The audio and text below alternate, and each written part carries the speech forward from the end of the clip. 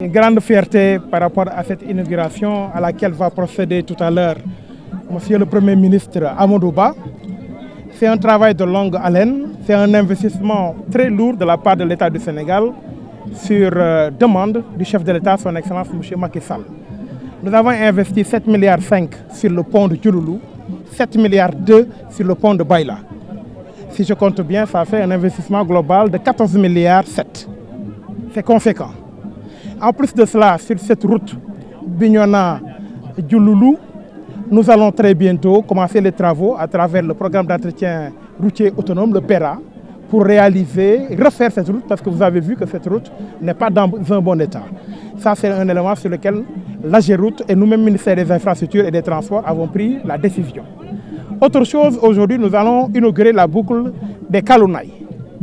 Une boucle qui a coûté à l'État près de 13 milliards de francs CFA pour réaliser les 52 km entre Djeba, à la lisière du département de Sédhiou, et Tobor, à l'intérieur du département de Bignona.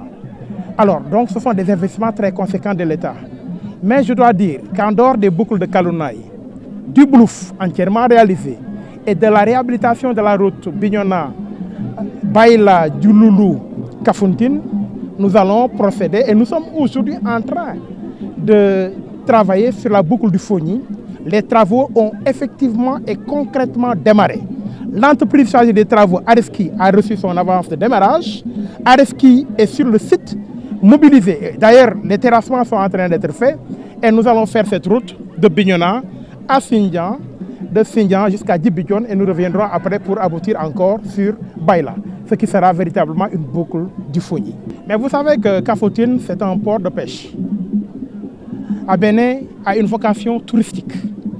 Et nous sommes vraiment à l'intérieur du département de Bignona, une zone de production, que ce soit en termes agricoles, que ce soit en termes d'arboriculture. Vous avez tout qui produit très très bien parce que nous avons de l'eau, nous avons des arbres et nous avons tout ce qu'il faut pour avoir une production agricole de très haut niveau. Le problème qu'il y avait, c'était un problème d'enclavement et un problème d'amener les produits des zones de production vers les zones de consommation. Je pense notamment au port de pêche de Kafountine. Ce problème va être réglé définitivement parce que je signale qu'auparavant, les deux ponts qui existaient depuis 1976, c'était des ponts à une voie. Un véhicule passe, l'autre attend. Nous sommes aujourd'hui sur des ponts, Bayla et Diouloulou, sur des ponts de deux voies, aller et retour. Deux véhicules peuvent se dépasser, deux gros camions peuvent se dépasser sur ce pont, qui sont conçus pour durer au minimum 100 ans. Voilà la réalité, parce que ce sont des ponts dont la structure est métallique, mais dont le génie civil a été réalisé avec du béton armé. Voilà pourquoi donc ce sont des ponts de dernière génération. Mais vous savez, le désenclavement de la Casamance est total pratiquement. Les bateaux, ils étaient là, il y a des problèmes techniques. On ne peut pas prendre des risques comme on l'avait fait avec le Diola. On a arrêté les bateaux pour les refaire. Et très bientôt, les bateaux vont revenir sur le couloir maritime. Ça, c'est très bientôt, c'est imminent. Vous savez bien qu'aujourd'hui, nous avons l'aéroport du Cap Skirring qui fonctionne. Très bientôt, dans quelques jours, sinon quelques mois, l'aéroport de Ziguinchor sera remis en fonction.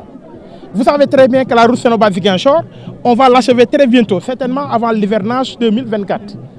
Et ça veut dire que simplement, le désenclavement de la région naturelle de Casamance, le désenclavement du département de Bignona sera complet, total et achevé.